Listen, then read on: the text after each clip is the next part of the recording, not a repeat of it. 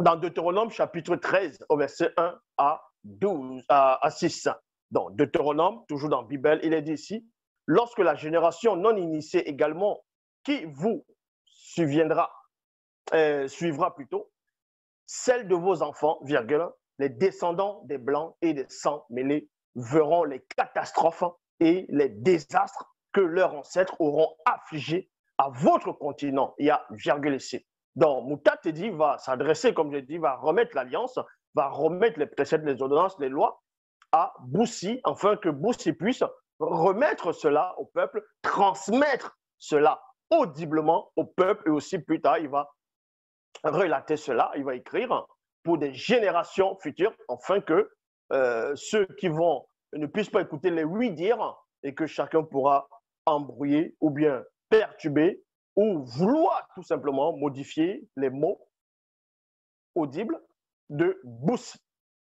Donc, Mouta Tedi va dire à Boussi ici, et Boussi maintenant il transmet cela au peuple en disant, lorsque la génération non initiée, et non initiée graciée ou tout simplement initiée, mais non initiée également, qui vous suivra, virgule, celle de vos enfants.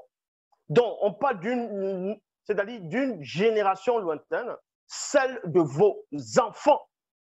Les descendants des Blancs et des sangs mêlés verront les catastrophes et les catastrophes que leurs ancêtres auront affligées à votre continent. Ça veut dire quoi? Donc, Boussi parle, il donne une période, il indique un emplacement dans l'histoire du temps où l'Afrique actuelle, donc l'Afrique ouassée, sera dans une sorte de confusion, le chaos, les catastrophes.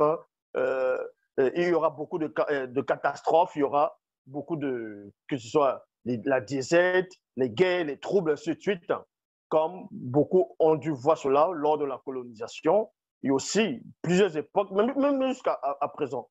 Il y a des pays en Afrique où, quand vous allez, vous voyez, vous dites waouh, le pays est vraiment, la terre est aride. Donc, Boussi parlait de cette époque où il n'y avait plus réellement cette grande abondance, où Ouassé, donc l'Afrique, la terre bien-aimée, ne brillait plus comme dans les temps d'autrefois, c'est-à-dire ne ressemblait plus à Ouma Mouniengen, ce qu'on appelle le paradis. Il n'y avait plus à cette époque de la technologie si avancée qu'on ne trouve même pas à cette époque. Donc Boussissi avait centralisé cette époque-là par rapport à la prophétie, par rapport à l'alliance divine que Mouta Tedi lui avait transmis ici. Donc, et dans ses propos, il indique bien, comme je dis, dans le couloir du temps, il dit ça va être à une époque où les descendants des Blancs et des sangs mêlés verront les catastrophes et les désastres que leurs ancêtres, c'est-à-dire les ancêtres des Blancs et des sangs mêlés, auront affligés à votre continent. Ils diront à cette époque-là seulement, cette partie du continent est brûlée par le souffle et le sel.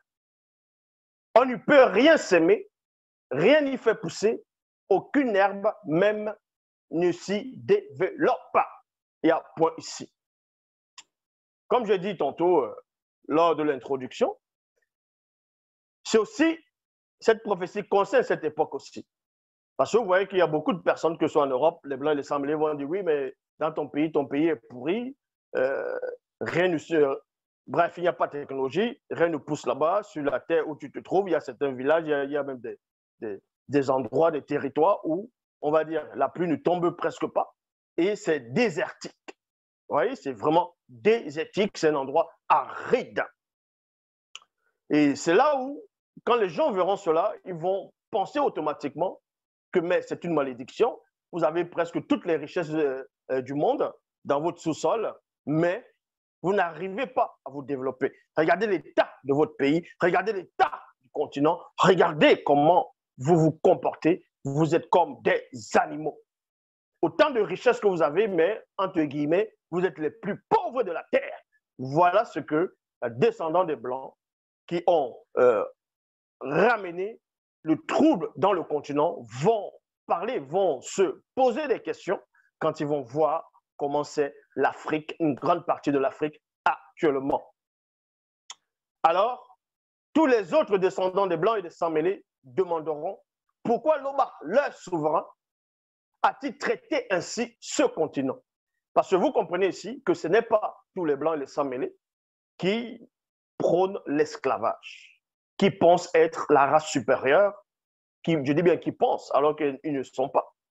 Ce n'est pas tous ceux qui sont racistes, on va dire comme ça, dans un autre plan.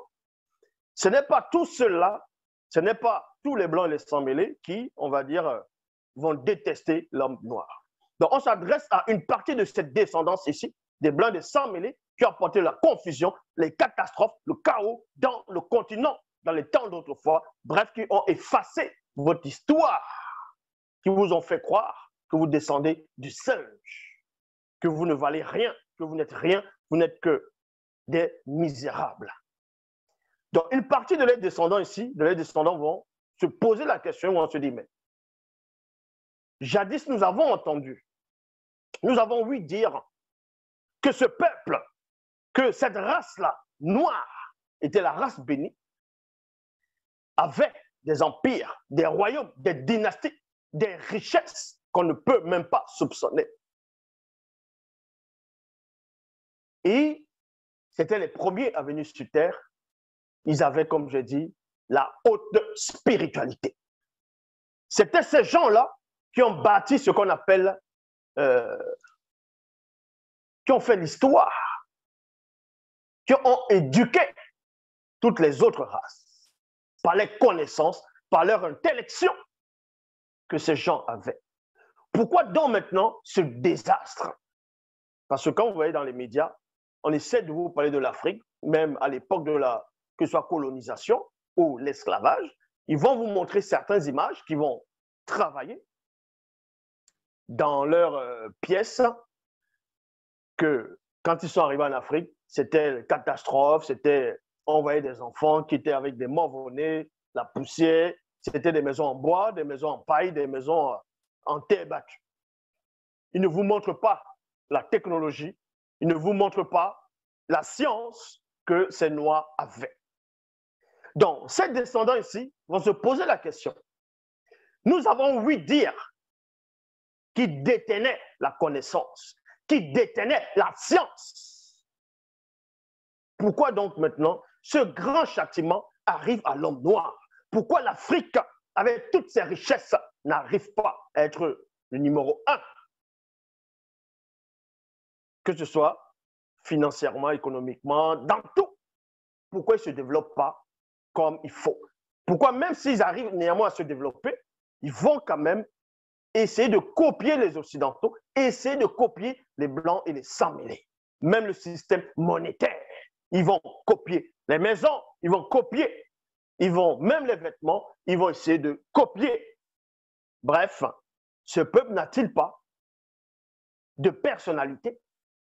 N'y a-t-il pas des constructions qui ressemblent, qui sont propres à ceux de Ouassé, donc de l'Afrique, comme on peut voir un peu en Asie, du côté des, on va dire, des Chinois, ainsi de suite. Il n'y a pas que les Chinois, tout ça qui sont des Asiatiques, il y a aussi en Inde, puisqu'en Inde, c'est aussi dans l'Asie. Bon. Donc, ils vont se poser la question, ils vont se dire. Alors, les autres descendants des Blancs et des Sans-Mêlés demanderont pourquoi Loba, leur souverain, parce qu'ils ont entendu parler de Loba. Ils ont su que Loba est le seul créateur unique, vrai et véritable. Pourquoi Loba, leur souverain, a-t-il traité ainsi ce continent? Point d'interrogation. Pourquoi le châtiment a-t-il été si dur, si grand? Il y a point d'interrogation. Donc, avant néanmoins de reconnaître que Loba est l'unique créateur, vous comprenez que la descendance, cette descendance de Blancs et de Sans-Mêlés qui ont sévi dans l'Afrique, dans les temps d'autrefois, ceux-là, ils n'avaient pas une grande connaissance. Ceux-là, actuels, n'ont pas cette faculté, n'ont pas une certaine science. Maintenant, les chefs religieux des Blancs et des Sans-Mêlés, qui sont dans le secret, qui savent ce qui s'est réellement passé dans le continent bien-aimé, contrairement à ce que certaines personnes vont dire, que l'Afrique n'a pas l'histoire, l'Afrique n'est pas la civilisation. Or, l'Afrique est la civilisation. Donc, vous dites ici, les chefs religieux des Blancs et des Sans-Mêlés répondront 2 points cela est arrivé parce que ce peuple noir non initié a rompu l'alliance qui les avait été donnée par le puissant Boussi. Donc, ils connaissaient même, les chefs religieux blancs et sans mêler connaissent l'histoire de Boussi, connaissaient ce qui s'est passé dans le continent bien-aimé, dans Mounielé. Sans cela, où un grand nombre d'entre eux vont prendre des récits, des copies, ils vont réécrire l'histoire, ils vont s'approprier l'histoire du peuple noir bien-aimé, ils vont réécrire cela afin de sortir, d'extirper l'homme noir de la spiritualité. Parce que sans la spiritualité véritable, tu ne tiens sur rien. Et ceux-là, les blancs et les sans-mêlés, ont compris cela. Ces chefs religieux blancs et les sans-mêlés et ces politiciens ont compris cela. C'est pour ça qu'ils vont venir écrire des livres, soi-disant religieux, pour faire croire aux gens qu'il y aurait une divinité, un Dieu, des anges qui descendent des livres du ciel, qui viennent inspirer des pseudo-prophètes pour sauver l'humanité. Et ça, ce sont des hérésies. Mais eux, là, ils sont dans le complot. Ils savent ce qui se passe. C'est ça qu'ils vont répondre aisément, facilement à ceux qui leur posent cette question de savoir pourquoi le peuple noir est dans cet état actuellement.